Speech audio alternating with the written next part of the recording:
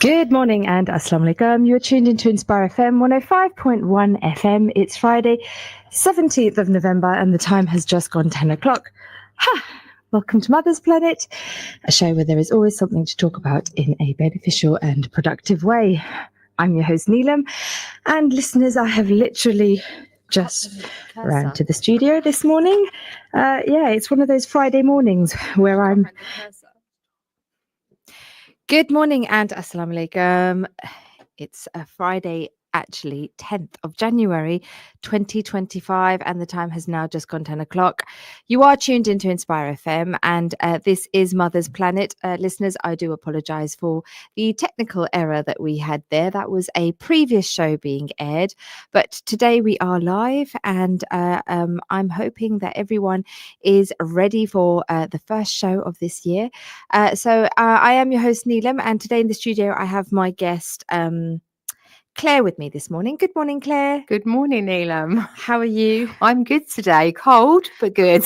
I know, it's very cold. Now, listeners, I will get Claire to formally introduce herself. But before I do, Claire, welcome to the show. And how's your week been? Yeah, I've had a good week. So it's been the first sort of week back with staff sorted out and everything. But yeah, it's been good. It's good.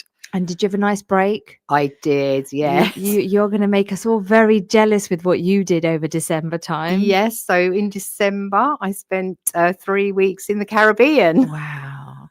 And how warm was it? It was 30 to 33 every day. So, and every day I was in swimming in the Caribbean Sea. Okay, listeners, there you go. We're going to be envious for a little while, but wow, that must have been. Is that your first time going to the Caribbean? No, I have been to the Caribbean before, but Okay. it was I went with my very best friend that we've been friends for 58 years.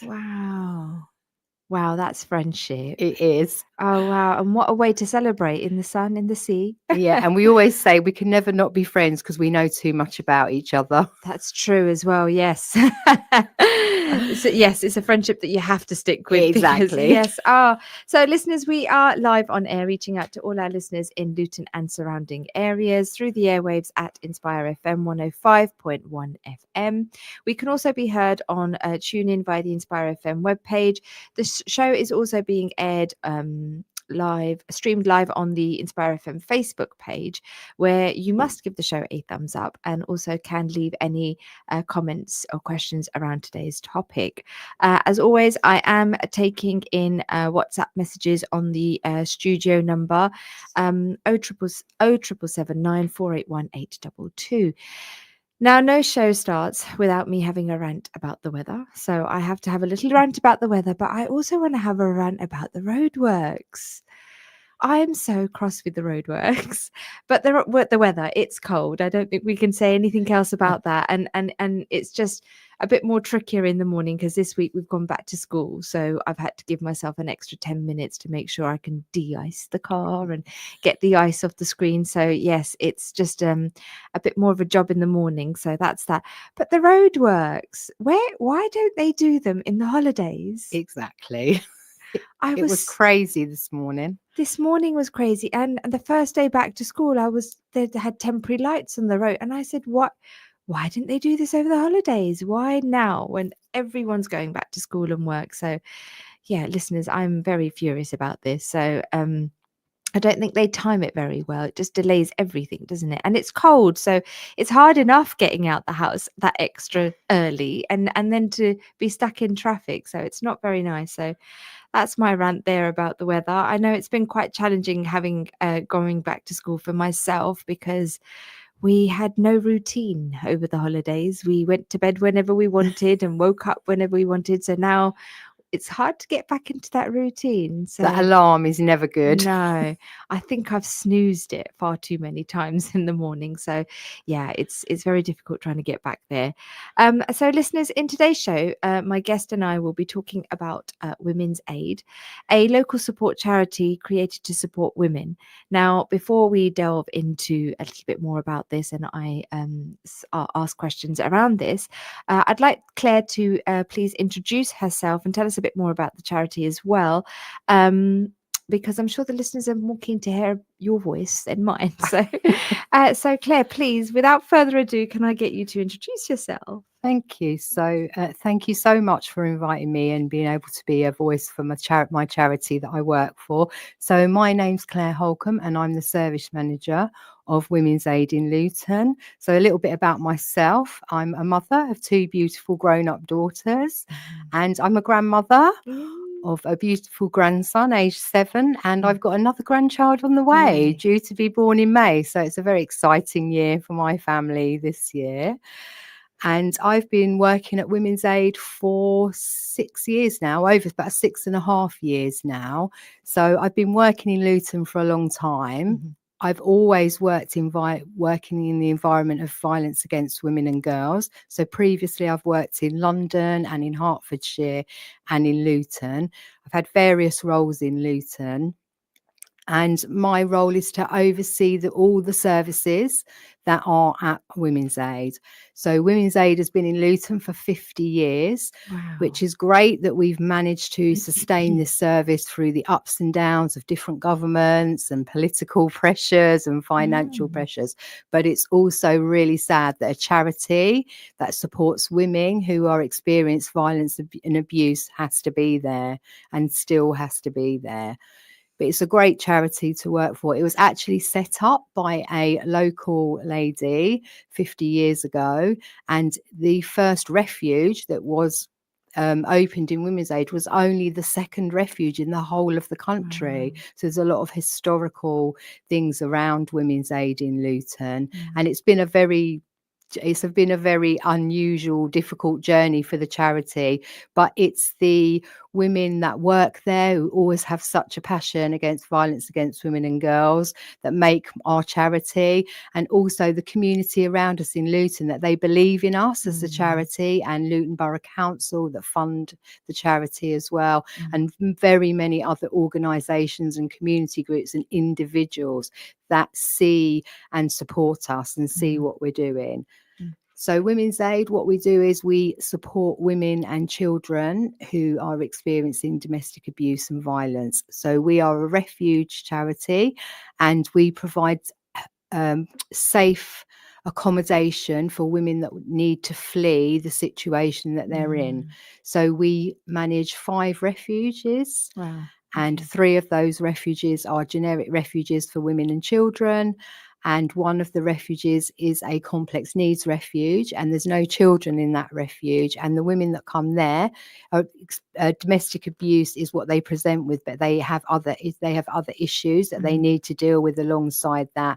Could be drug and alcohol, could be mental health, could be a disability, and there they get more intensive support in that refuge. Mhm. And then our other refuge is a refuge that is specifically for South Asian women, Mhm. and it is staffed by South Asian staff, Okay. and that was opened due to the need, Mhm. and maybe the differences and different things around the different types of abuse that South Asian women experience. Mm. We Wow. also run a helpline. We're a small charity, independent charity, but we're very mighty in what Yes. we do. So we run a helpline, Mhm. so anyone can ring our helpline, and our helpline is for professionals to ring to refer Mm. women who are experiencing domestic abuse. It is for women to ring if they want to refer themselves to a refuge Mm. provision, or just find out anything about domestic abuse, or just discuss their situation. Mhm. And one thing I will say, that you ring us, we believe you. Mm. We believe you, and Mm. we know how difficult It it is to is take that first to step. take that first step to Mm. speak to us. Mm. And we are there for you. And Mhm. I would say to any woman that's listening today, that if you think you are experiencing domestic abuse, or you feel like you're not being treated well, just ring us. Mm. Ah. Just ring us, and we're there to support you. Okay. So I will get all the info and everything from Claire later, and we can have that all posted onto the show that we're airing this morning. So listeners, if you want to keep an eye out on the contact details of that, we will have that put up later on today. So do keep an eye out on that. Now, Women's Aid is, as you said, I think it's from my understanding, it's heavily focused around domestic violence and abuse. Are there other services that you offer within this charity for women? So we work directly with domestic abuse. Hmm. But we've also got a children's service as Okay. well. So we've Okay. got a children's service that is funded by Children in Need. And Okay. our children's service is very innovative Okay. because often in domestic abuse services, there was no funding to look at the children who have experienced domestic abuse within their family as survivors in their own right. And there's Mm. been so much research done on the impact of children who are experiencing domestic abuse Mhm. and being used by the Wow. abuser as Wow. well. And that it was almost that they were neglected in the support services. So we've been extremely lucky to get funding for a development worker Mhm. working with the children and a children's worker. So we work specifically with the children as well. So we work in conjunction with the mum with the children, but we also work with the children on their own Mm. to maybe label their emotions, know their emotions, and just their experience, support them through their experience as well. Mm. I mean, it's amazing what you do, and I'm keen to find out a little bit more about yourself in terms of how you felt connected to this role and what inspired you to get involved in this line of work. Okay, so it is a long story because obviously I'll shorten it. So obviously I've been working, as I said, I've been working in violence against women for a very long time, Mm. actually probably about 34 years, if not Wow. longer. And I started working as a journalist, as a music journalist. Ah. So that Wow. seems strange. I then volunteered in a homeless provision in London. And when I was working in the homeless provision, I always felt that in the homelessness sector, women were very marginalised by the Mm. support services. There was always more beds for men. Wow. And also, when I did an outreach out on the streets, homeless women didn't seem to want to come into the service because they didn't feel like they had a value. Mm. So in that time, I started to work more with homeless women. And because I was working with homeless women, there was a lot of drug and alcohol with those women. So I started working around that. And then due to that lifestyle, I started working with women who were street sex workers. So I worked a long time with women that were selling sex in the streets. And for different reasons, I ended up leaving London and coming to Luton, and the services were set up in Luton for the street sex workers in Luton because there was a specific street sex working trade in Luton. I came to set up the services. I worked there for a very long time, Mm. and it was a very successful project that I worked in, funded by Luton Borough Council. Unfortunately, that funding went. We're really lucky in Luton. There's another organisation called Azalea that are a voluntary organisation Mm-hmm. that work with these women. Whilst I was working there, I was part of a research project. Mm-hmm. And because I had such long-term relationships with a lot of the women in Mm-hmm. Luton, I was asked by Luton Borough Council to do a research project. And one of the things I realised that every single woman that I worked with who was involved in this research project had had experience of domestic abuse as a child. Wow. So I felt like there must be some correlation. I mean, Wow. there was many other factors and everyone was very individual.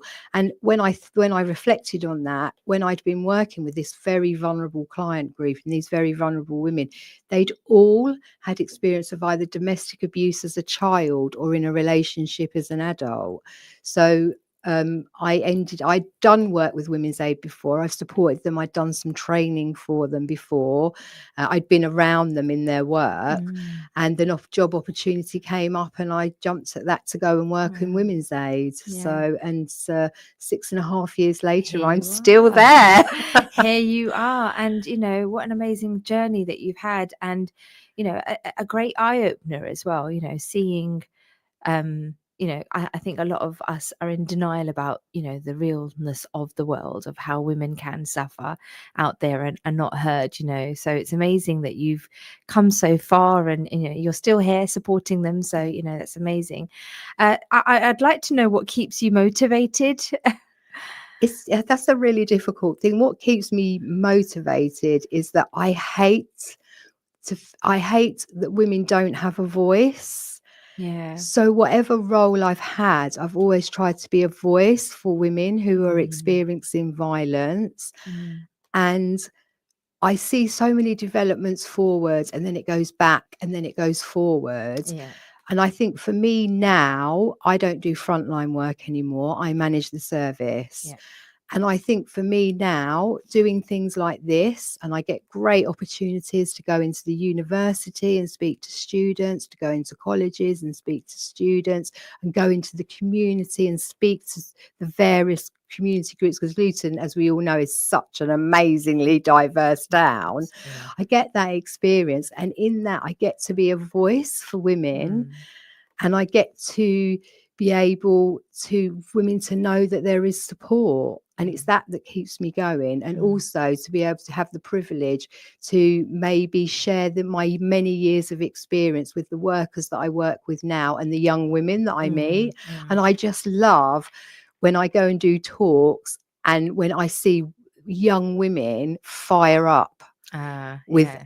wanting to be involved with Yeah. working in violence against women and girls. And actually, this is why I'm here as well today, actually, Yeah. at this radio station, where I did a talk with an amazing group of students at Yeah. a local college. And I met your daughter, Yes. who then got us in contact. Yes. And yeah, it's just that's what keeps me going, Mm, that there is still a need, and I've mm, got the experience to be able to communicate that to mm, people. And mm, also, I have to say that all sometimes people think it's a depressing environment to mm. work in violence. I will Yeah. tell you that women are amazing, Mm, and women, our work, we're laughing all the time yeah. with Mm, the clients. You know, we have the women who have come from such a difficult background, and they feel safe in yeah. our refugees, and you get to see their real Yeah. personality. And it was the same when I was working out on the streets with the street sex workers. You know, how resilient do you have to be when you're in that Mm, situation and it's so hard to get out of it? mm, So I'd say another thing as well is I love being around women, and I mm, love seeing the power of women working together, mm, because that is absolutely amazing to see that. And mm, in our charity, we have volunteers who work as well, and we see them grow as mm, well. mm. And a lots of our volunteers that we've had at our organisation have ended up working for us as Wow. well. Wow. And it's also even people who fundraise with us Mm. as well. You see people grow and become a voice for us, and it's a network of women. Yeah. And there's Yeah. nothing more powerful than Then women. yeah, no, absolutely. I know. And, and once women are geared in the right direction and, given the right information and tools, they can really go quite far. So, it's amazing to hear that, these are people that have come looking for help and support to now be part of the team and, working alongside the charity and progressing. I wanted to ask, and I'm sure there's many, but do you have, the most rewarding part, a story that you can share where you felt like this was, a real moment for you, a moment of happiness of like, I'm doing the right thing? And I'm sure you have many to share, but, something that you can share with the listeners. Yeah, I think so. For me, I think the reality, and my staff team don't even realize this, but they save women's lives every day. They come into work and save Mm, women's lives. mm, And I sometimes think we don't realize that, because we just do it and we're there and we yeah. do what we need to do and they do what they need to do. So they completely underestimate what they do for other women. But one of the things is, because I'm not doing frontline work, Mm, so when the clients come into refuge, I tend to see them when they first come in to do an admission, and then I might not see them for a few weeks unless I mm, go into refuge for a reason, or they start to come in for courses. And one of the things is, when I see a woman the first day she comes in to when I see her 3 weeks wow. later, when she has been in a safe accommodation for 3 weeks, I sometimes don't recognize the woman. Wow. That is the transformation, that Wow. 3 weeks of safety. But one experience I had, and I always talk about this, is I went into refuge one day and we had 2 new clients coming in that day, and they both had a 7-year-old son. Mm. I was talking to the women, and one of them said, "Oh, I'm really concerned because obviously my son's going to have to go to a new school and he mimics the perpetrator, the behavior that the perpetrator, the abusive behavior, and I'm worried how he's going to cope at a new school." And the other lady said, "Oh, my son's become very withdrawn." I looked at these two little boys. They were so fearful. They had huge brown eyes that were looking at me with fear because they didn't know who I was. And they were very jumpy. They were looking round, looking, every time a door shut, they were sort of like looking because they have been living on a knife edge. Mm. So they were in refuge. I didn't go back into that refuge for 3 weeks. 3 weeks later, I went into the refuge. I walked through and I stood at the living room door. These two little boys were in the living room. They were playing cards on one of those car mats that's set out like a little town. And I always remember they both had a packet of ice gems, the little biscuits that are Yeah. different colours. One, they didn't even notice I'd come in. So they were Um, no longer in fight or Jumpy. Yeah. flight. Yeah. I watched them playing with each other. I had tears in my eyes. I watched them playing with each other. And then I stood there for quite a while, and they were swapping ice gems. One of them liked one colour more than the other, and they were swapping the ice gems over. And when they looked up and saw me, there was no fear. There was nothing. And I said, "Oh, hello, do you remember me?" And we just had like a little conversation. Oh, That wow. was 3 weeks. These two Yeah. little boys were unrecognisable. Mm. And they'd already started school then because we'd got them in school immediately. And I asked them how they were at school, and they were saying they absolutely loved school, and they were chatting about their Wow. teachers and what they'd done at school. Wow. And that sort of thing makes you realise that what you you do do. is worthwhile. Yeah, yeah, and that's a lovely story there. Thank you for sharing that, and that's nice, because these mums were very concerned about their children and how their children were going to grow to be, because ultimately when they witness such, horrific scenes, you know that it's going to have an impact on the child. So the concern for the mother then becomes what's going to happen to this child. So it's nice to see that the charity is looking into the younger generation as well and supporting that. Listeners, if you have just tuned in, where have you been? I have the lovely Claire with me this morning from Women's Aid, and we are talking in depth about the charity and some of the services they run to support the women in the community. If you do have any questions that you'd like to ask, please do message in on the studio number 07779 481 822. We are taking in questions this morning. Now, we've got a couple of minutes to the break. I'll ask a question, and then I've got a question that I want you to think about over the break. So I guess what people that are tuned in this morning, they're listening in, and what they are concerned about is how confidentiality and sensitivity is approached within your charity. How is this managed? How can you make sure that they are, because it's that taking the step of making that call and making that contact is a huge step, and then after that it's just like, I don't know what's going to happen next. So how's that managed? Right, so confidentiality is a huge part of our service. So our service is confidential. Mhm. So when somebody contacts us and tells us their story, as I said before, we believe every woman. Mhm. And also, we don't share that information unless the woman allows us to. Mhm. So we don't. If a woman wants to report to the police, then they can. If they don't want to, because that's too difficult at that time or ever, then they don't need to do that to be in our organisation. Mm. We do not share anything without the woman's permission at all. So any woman that comes into our service can feel safe that their information won't be shared. Obviously, we follow data protection. So if there is a risk to life, we would have to share that information. If there's a risk to harm of anybody, adult or child, we would share that information. But we would share that information working with that woman.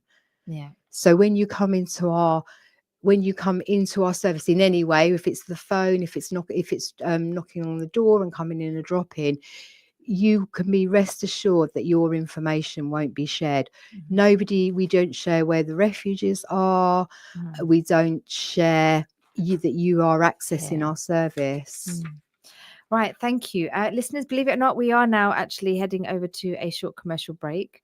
If you have tuned in again, I am taking in text message on 07779 481 822.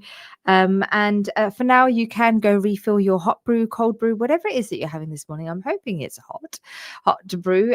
You can refill this as the break kicks in. But before we head over to a break, I had a question to ask my guest this morning. So if you could change one thing about how society or the government addresses women's issues, what would it be? So have a think about that. And then I'm sure there's many. After the break, we will go into that question. But for now, listeners, go refill your brew and join us after a short commercial break. Assalamu alaikum.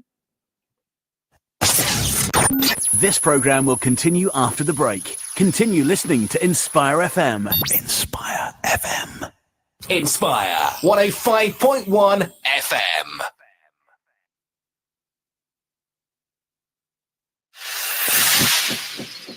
Assalamu alaikum wa rahmatullah. Bismillah. قال النبي صلى الله عليه وسلم من سام رمضان إيمانا واحتسابا غفر له ما تقدم من ذنبه. That whoever fasts Ramadan with faith seeking reward, his previous sins will be forgiven for him. Subhanallah. Inspire FM is looking for committed, talented and knowledgeable individuals to join the Inspire Academy as tutors. We're looking for tutors who can teach maths, English, science and IT to join our pool of tutors and run face-to-face sessions on weekdays. To apply or for more information, email rashid@inspirefm.org or call us on 01582 481810. A large and elegant wedding and events venue in the heart of Luton, catering for up to 1,200 guests, with a 5-star food hygiene rating, plenty of parking, bridal suite, family rooms and prayer facilities. Crescent Hall's the perfect venue for your wedding, events, parties and conferences. We have some great offers for summer. Contact us to find out more. Call 01582 723386. Email bookings@crescenthall.co.uk or search for us online and social media. Crescent Hall Luton. Conditions apply. Ideal properties 20 साल से आपकी खिदमत में पेश आपकी property की सारी जिम्मेदारी अब हमारी। हम अच्छी तरह से जांच पड़ताल करके किराएदार डालते हैं और आपको किराया बर वक्त गारंटी के साथ दिलवाते हैं। अगर आप प्रॉपर्टी किराए पर लेने या फरोख्त करने का सोच रहे हैं तो आज ही हमारे तजुर्बाकार माहिरीन से राब्ता कीजिए 01582 721110 या फिर 01582 696050। आइडियल प्रॉपर्टीज, आपकी मदद हमारा N फरीजा। AK Windows South Limited, manufacturers and installers of high-quality UPVC windows and doors, bifold doors, composite doors, conservatories, porches, skypods, fascias, guttering, and much, much more. We specialize in double glazing and triple glazing using the best German profile. If you want quality at affordable prices, AK Windows is the place to go. If your house needs a facelift, you know who to trust. For a free quote, call AK Windows today on 01582 483 777 or visit us at Unit 10E, Britannia Estate, Leagrave Road, Luton. It doesn't take much to bring some difference. You give some change, which makes a change. Because nothing gets mileage like a charity. Just a little change turns into a chain. And before we know it, the results are massive. So give a little to make a big difference. For donations, call now. UKIM 0207 387 2157. اقرأ باسم ربك الذي خلق. Tune in to Inspired by the Quran, a new show on Inspire FM where we discover and reflect on the lessons given to us by the Holy Quran. Join me, Hussam, as we travel through the verses of Revelation, listen to beautiful nasheeds and reflect on stories of faith and wisdom. Tune in every weekday from 4 p.m. on Inspire 105.1 FM, inspirefm.org or the Inspire FM app.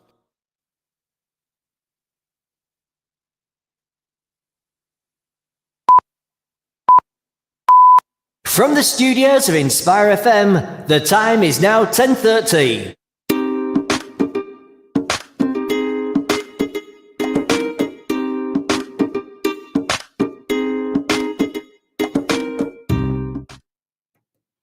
Good morning and assalamu alaikum. Welcome back to Mother's Planet. It's Friday, 10th of January, and the time has now just gone 10:30.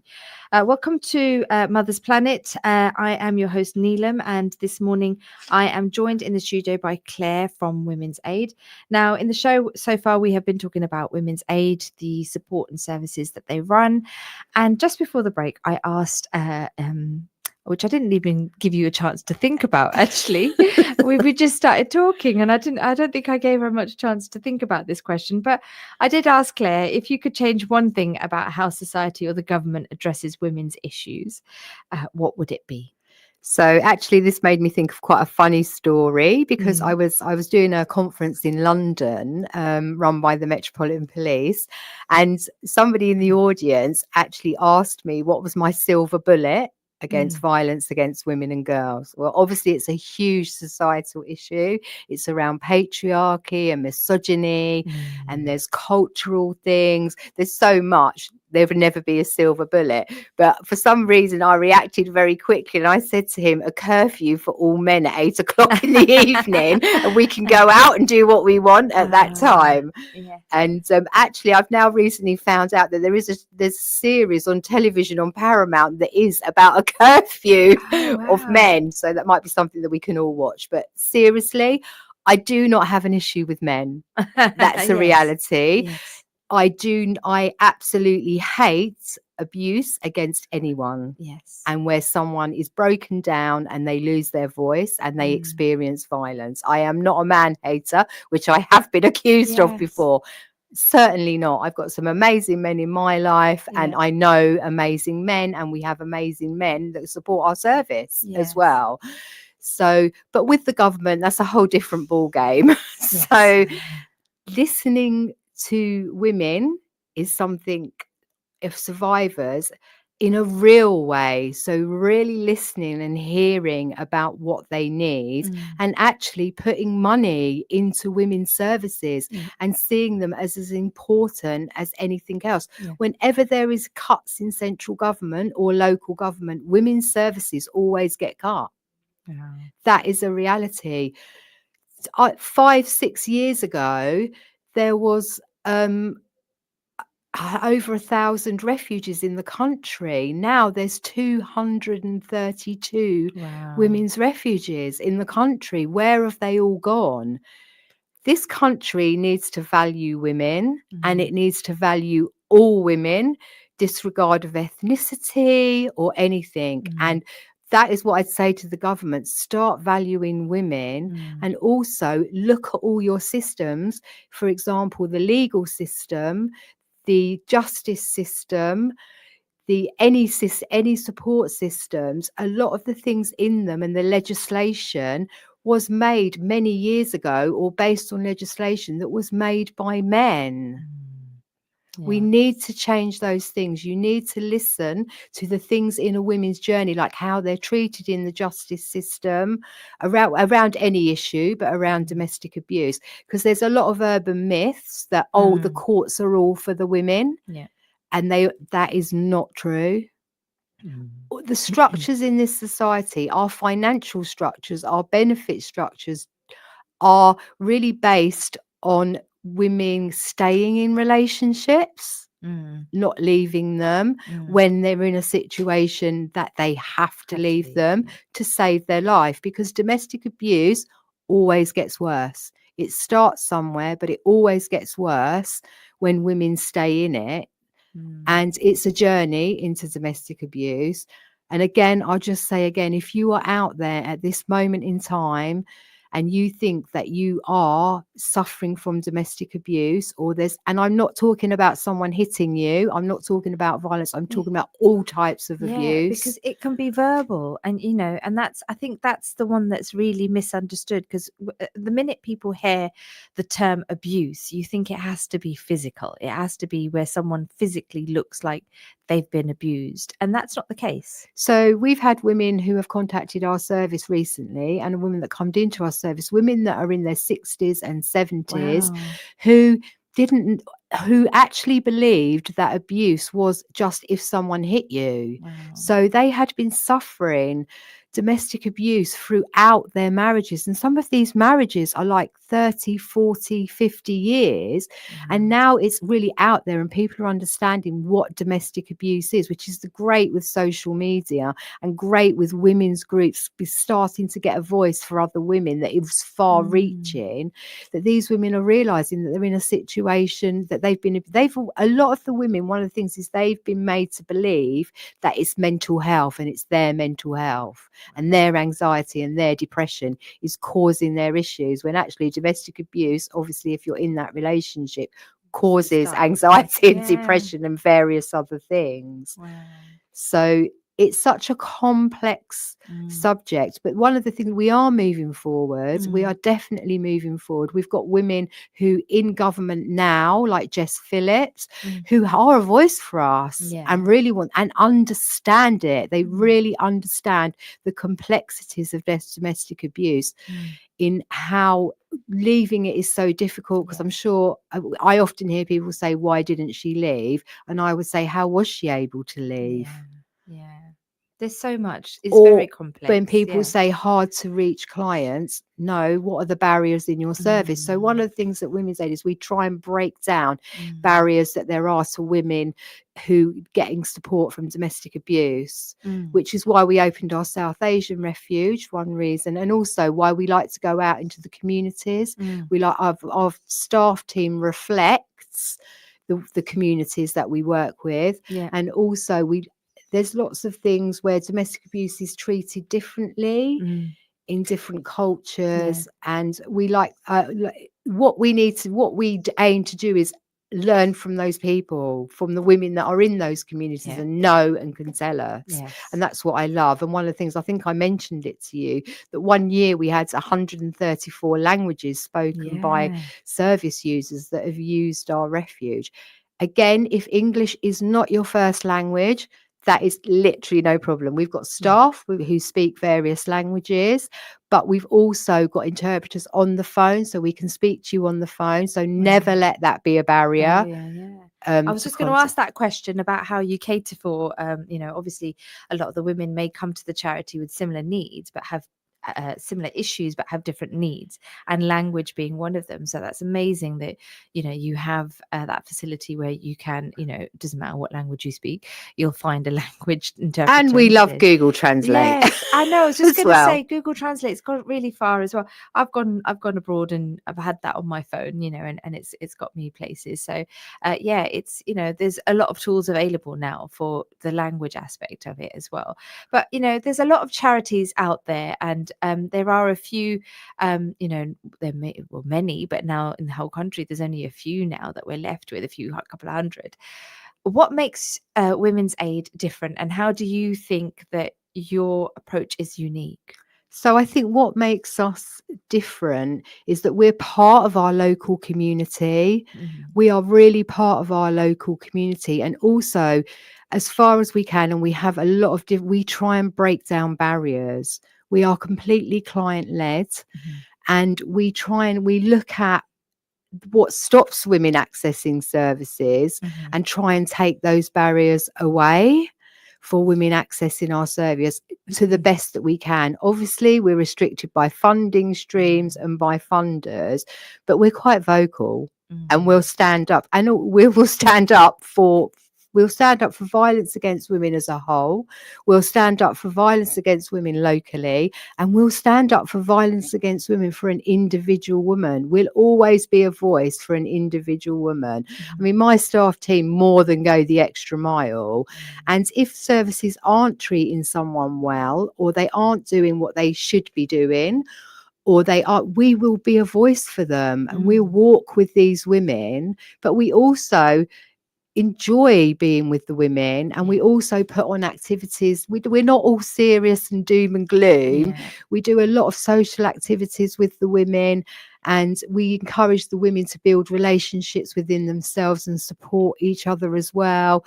We encourage them to look forward, so that life moves from survival mode to thriving. So we look at from when a woman comes to us, we look at them for leaving. That's what we are looking at, and leaving us, but leaving us not only just free from living away from us, but as a different person. You Mm. know, we value every client. Mm. And I think that when we get feedback from our clients, I think you see that from our Yeah. feedback, and you can see that with the relationships. And it's it's right through the service, because we are a women's service. All our clients know our CEO as well. Yeah. Yeah. You know, Yeah. and we support each other. Everything's transparent. Yeah, we are as transparent as we can be, and we really try and listen as well to when the women tell us as well. And another thing is, we are very aware of the trauma that the women are facing. So if someone behaves a certain way that could be seen as difficult, we will look at it from a trauma lens to see how that is been manifested from the trauma that they have experienced. Yeah. I can give an example of that. Sometimes we have women in, because we are able to get food parcels for women, and we're also to be able to get cultural specific food parcels as well, and that is through other organizations in Luton. So I feel like we're really blessed with that. Discover Islam, give them a shout out here, Yeah. because they literally do provide us with food parcels and things. And we can always go to them for stuff as well. Yeah. So, you know, they're an amazing organization for us, really support us. I've forgotten where I was going with that, because I went on to Discover Islam. You're going to give an example of where I've lost myself as well. I've lost my I'm no good like that. You're going to give me an example of when women have come to how you deal with trauma. Yeah, so how we do. So, for example, we've had women that they constantly want to get food parcels. Now, you could look at that and say, why are you doing that? But have you, you know, if you look, has the woman come from a relationship where food was restricted? We have many relations where women don't get any food. We've had many women come in where women were only allowed to eat what was left from the family. We've had examples where women were left to starve all day and couldn't eat till someone came home.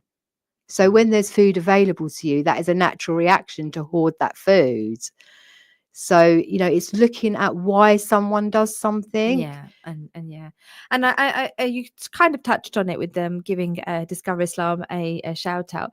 But you know, do other charities collaborate within your organization to expand your reach and services? Yeah, so we work together with all the other women's services in Luton. So we work with Luton Women's Centre. We work with Stepping Stones, which is another organisation that works with women. I think all the organisations work together really, which is and one thing about Luton is we are good at joint working. We are as a town, that is our one strength of services working together. I mean, it's just amazing. I speak to people from other places that manage service in other places, and they don't have the support that we have. We can ring anybody and they'll go out of their way. If we've got a query, say for example, we've got a query around someone who's an asylum seeker, because obviously that's a big thing at the moment, and around Hitchin, we've got relationships with the Red Cross. If they've got issues with women they're supporting with domestic abuse, they've got us. And it really works like that. The Salvation Army, you know, we work closely with the police. The police may have somebody that needs something. We have donations in, and the police may have somebody that needs something that they've got there and then, and they can come and get donations from us. We've got a women's only building, our head office. Other agencies can ring us and say, can we use your building because this woman needs to be in a women only series. And we've got places where we could meet women because the women can't travel. So that's how, and it's like this underground network of charities that support each other. And it is really, you know, it's really amazing in Luton, and I think we are so blessed with that. We are very privileged with that as well. And I have interviewed a fair few charities as well, some of the few that you mentioned around trauma as well. You have the Trauma Healing Collective that work with you. So we love Camilla from the Trauma Healing Collective. Give her a shout out. Another shout out for Camilla. So Camilla comes into our organisation and does counselling sessions with the women, and that is really good because obviously she's got the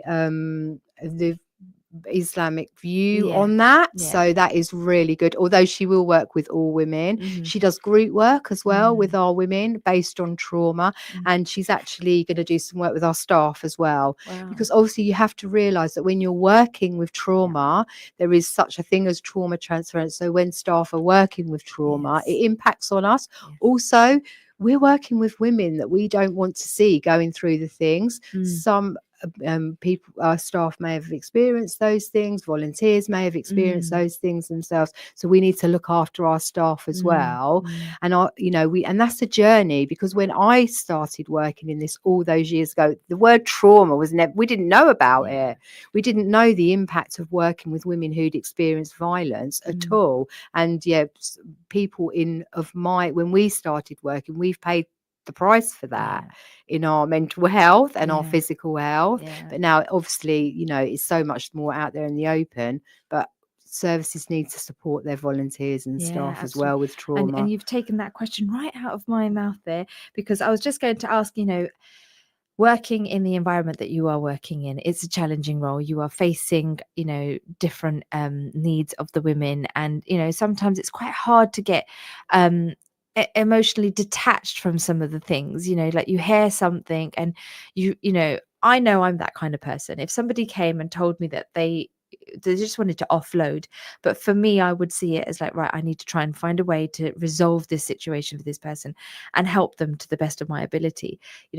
How do you turn that emotional attachment off and put the professional cap on and say, right, they're here on a professional capacity and I'm going to do everything I can from a professional capacity, but not emotionally get involved in this role? And again, how do you handle the emotional aspect of it? And what because I'm sure there's listeners out there that would think, yeah, I'd love to know how to handle this and what advice you could give to them.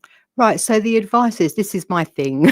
So obviously, when you want to support someone, you are an empathic person. If you're an say the word now, empathic person, you will feel what they're feeling. And also people will be drawn to you to tell you things. So I'm sure there's a lot of listeners out there saying, that is me.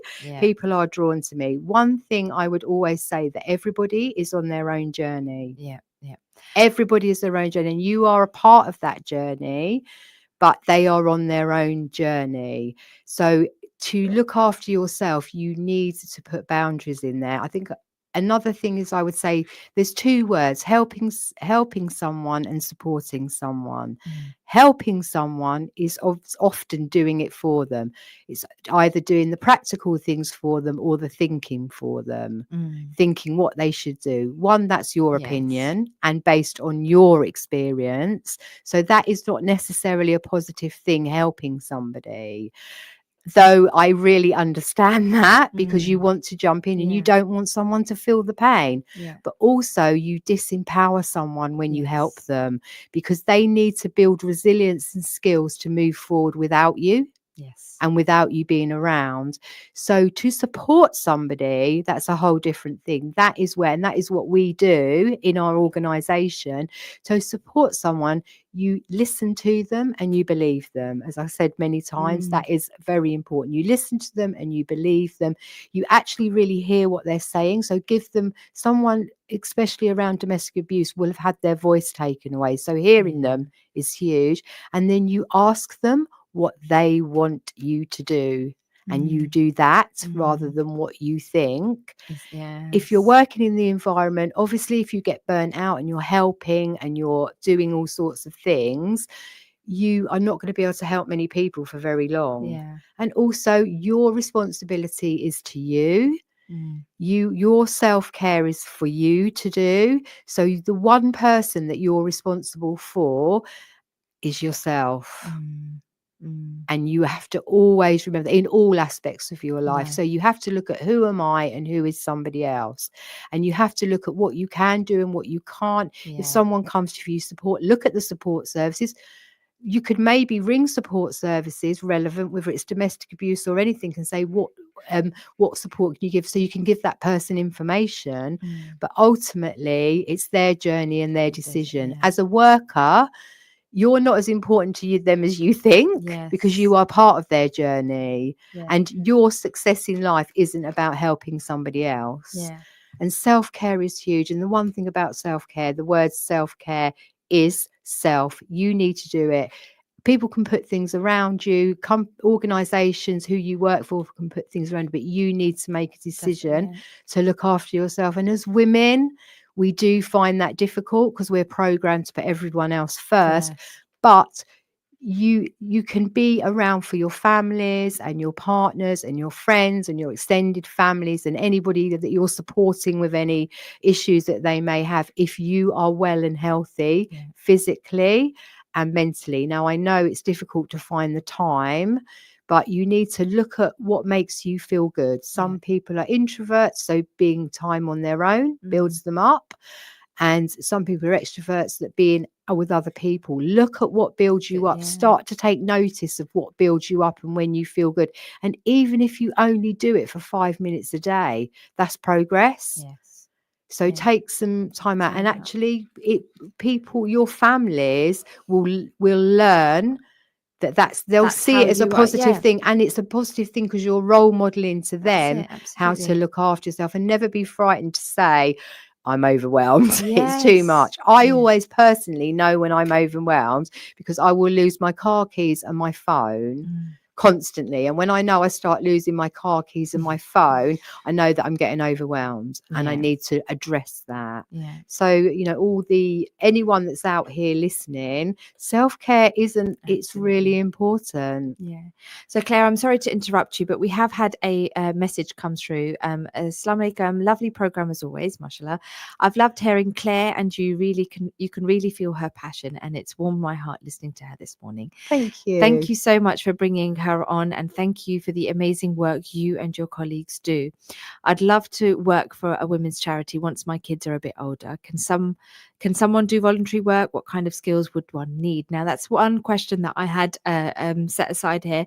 That thank you so much for that text message that's come through there. And yes, I'm not Luton born and bred, but one thing I have learned about Luton is it's a very giving community, and wherever people can give, we're always giving. So if somebody wanted to either come and offer themselves as a support assistant to work within your charity, do they need any staff training, any development, or do they need any previous experience? So we love to have volunteers, and due to financial constraints that are going to obviously be getting bigger and bigger for us, we want to build a really strong volunteer team. So we have just managed to get some money to employ a volunteer coordinator. So we're really excited about that. So we will have a volunteer program, and we need everything. So whatever skills you have around social media, around admin, your personality, anything, we are willing to, work with you. So we love to have volunteers.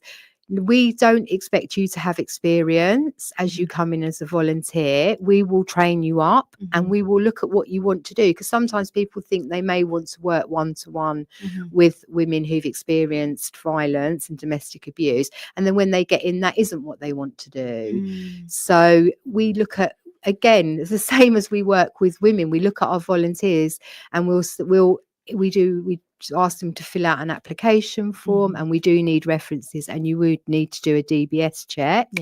And then we'll have a conversation and look at the journey, then come into the organization and see where you fit. I mean, we like anyone that's got any sort of organizational skills. Yeah, absolutely. That's brilliant, and I think that is one of the things that many women in the community would want to try and get involved in. So now that you have that dedicated role now there's for someone to look out for volunteers, and it's lovely to know that in all aspects, because yes, someone might be quite an introvert and not want to speak to people, but actually is really good with the computer and knows how to get things out on the social media platforms, so they could offer their skills and support there. So that's great. So in terms of the charity's hope and the future, where do you hope to see the charity in 5 years' time? So I would love for the charity to be self-funding.